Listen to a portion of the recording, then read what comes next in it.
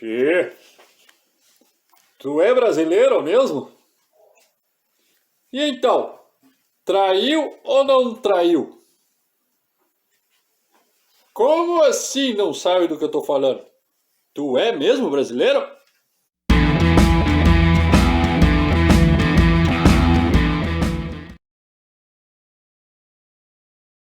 Esse narrador é tão bom em desviar o foco do assunto que nos faz perguntar até hoje sobre o caráter da Capitu. Por que Capitu?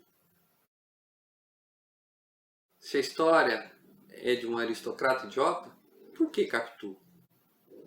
Por que o foco até hoje é se ela traiu ou não traiu, quando a gente tem todos os motivos para suspeitar que isso tudo é invenção da cabeça do Bentinho?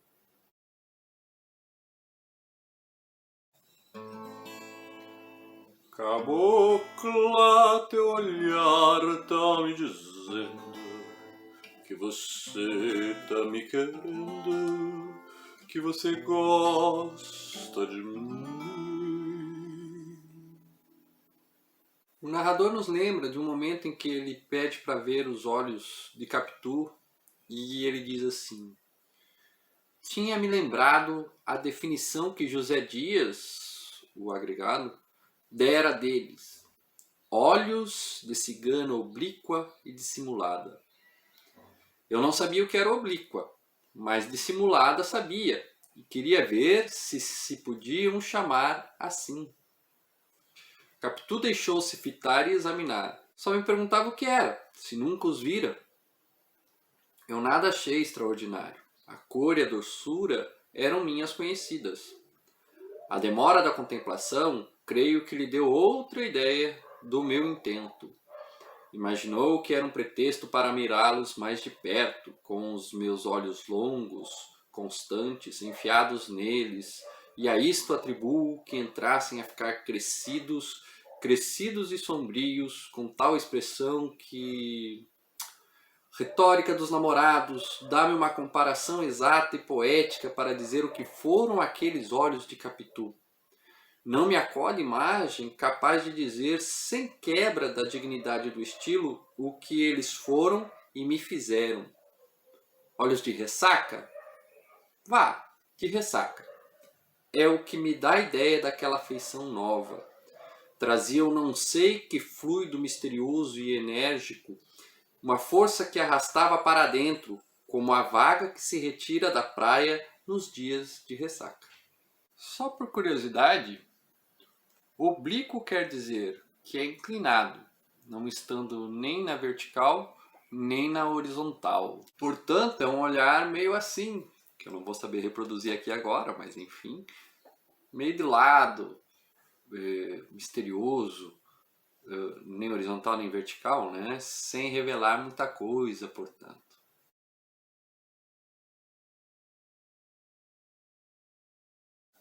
Ah, o olhar feminino, não é mesmo? Lá desde o tempo de Adão, que... Então, Deus, ela tá fazendo aquele zoinho pra mim. Sabe aquele zoinho que ela faz de peixe morto? Então, ela fez aquele zoinho, só sabe como é que é, né? Eu não resisti e comi. Passando por toda a nossa música popular brasileira, né? Pensando aí desde os clássicos da bossa nova, aí como Vinícius, até os mais politizados como o Chico, como o Caetano, passando por outros estilos, como por exemplo o nosso amigo Adoniran Barbosa. De tanto levar frechada do teu olhar, meu peito até parece sabe o quê? O olhar feminino sempre teve uma função de destaque. Mas que destaque é esse? A gente vê que esse olhar justifica tudo, né? Todo comportamento masculino depende desse olhar. Quer dizer, os homens sentem uma atração irresistível a esse olhar. Ó, no tocante a essa questão aí, ela estava me olhando.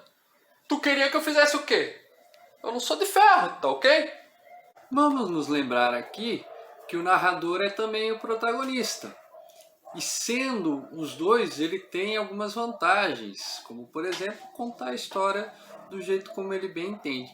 E se a culpa é dele, ele põe em quem ele quiser.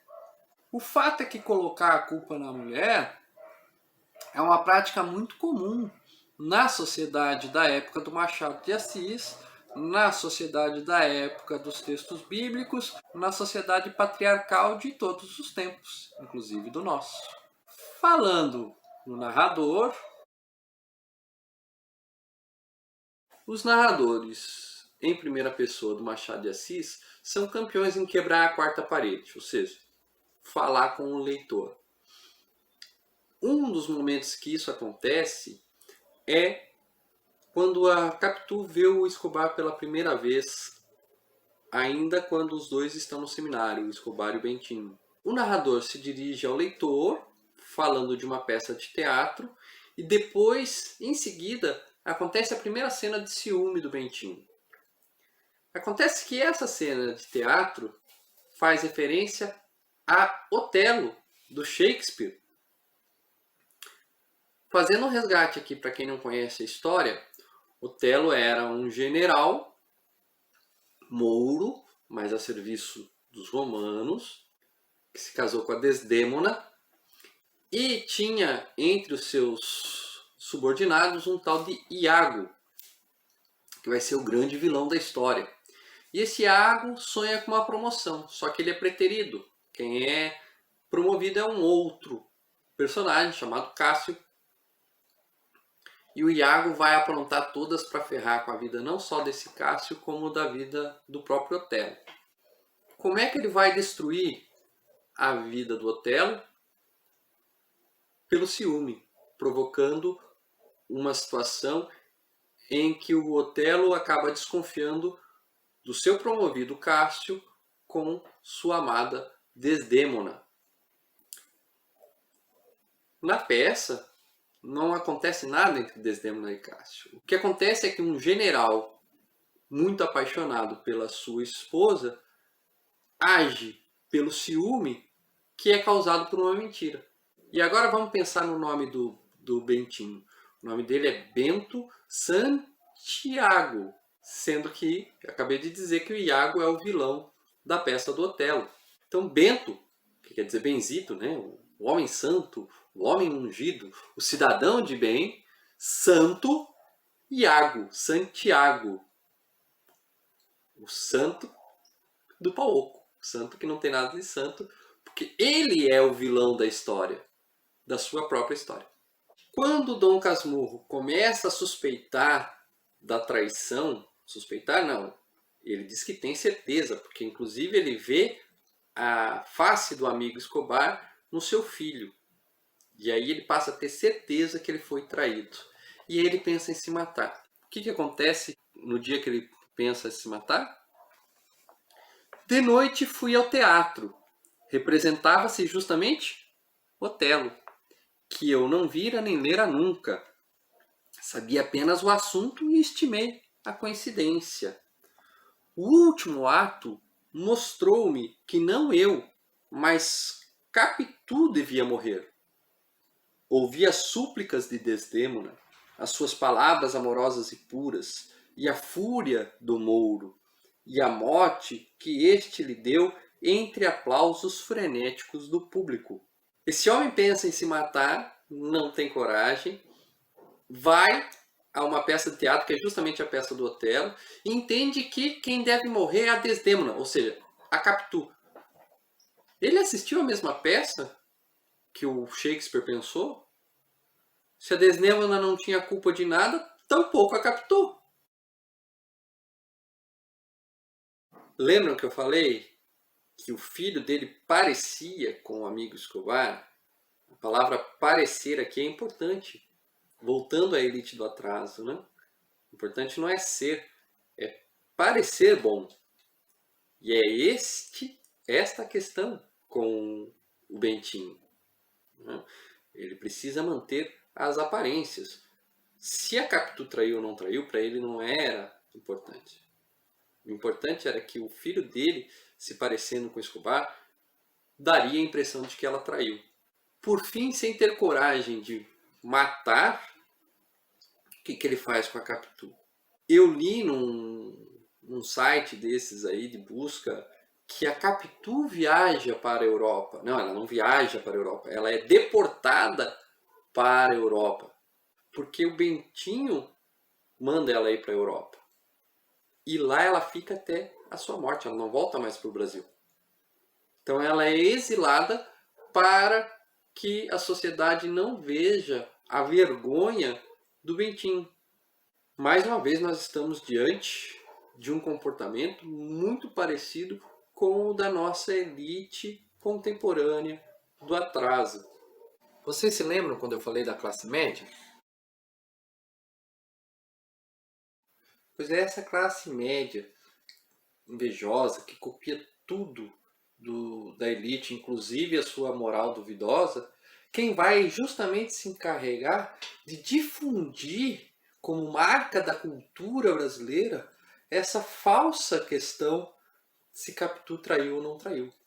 São eles que vão se encarregar de dizer que a grande discussão em torno da obra é essa. Então, meu caro, minha cara, quando você ouvir novamente a pergunta Capitu traiu ou não traiu, responda com outra pergunta. E daí se ela traiu? Qual é o problema?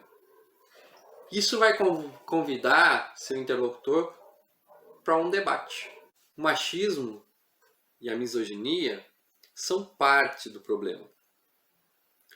Mas debatê-los é importante, porque cada pilarzinho que a gente faz ruir dessa sociedade ou dessa elite do atraso acaba por enfraquecer a estrutura que vai levar, por fim, à derrubada dessa classe que tanto oprime o nosso povo. Entendido? O que vocês acharam de ler o Dom Casmurro por esse olhar? Gostaram? Não gostaram? Acharam que não tem nada a ver? Opa, parou.